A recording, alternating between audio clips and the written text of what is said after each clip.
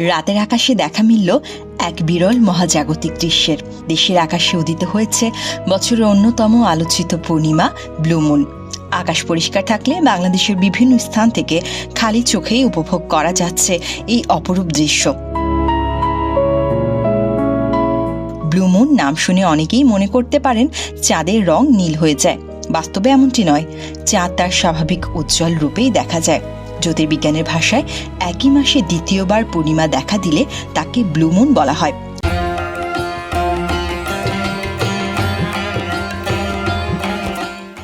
চলতি মাসের শুরুতে 1 মে পূর্ণিমা হয়েছিল, আর মাসের শেষ দিনে 31 মে আবার পূর্ণিমা হওয়ায় এটি ব্লু মুন হিসেবে পরিচিতি পেয়েছে।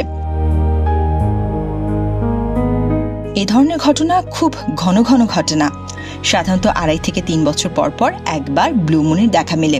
এ কারণেই এটি আকাশপ্রেমী ও জ্যোতির্বিজ্ঞান অনুরাগীদের কাছে বিশেষ আকর্ষণের বিষয়। ব্লু মুনের কারণে এবছর 12টির পরিবর্তে মোট 13টি পূর্ণিমা দেখা যাবে।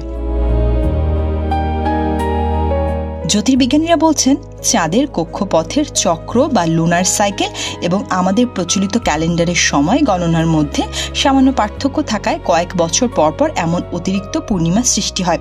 একটি লুনার সাইকেল প্রায় 29.5 দিন দীর্ঘ হওয়ায় ধীরে ধীরে সময়ের ব্যবধান জমতে থাকে এবং এক পর্যায়ে একই মাসে 2টি পূর্ণিমা দেখা দেয়।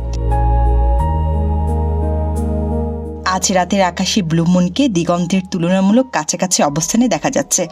আকাশ পরিষ্কার থাকলে এর উজ্জ্বলতা ও সৌন্দর্য আরও স্পষ্টভাবে উপভোগ করা সম্ভব।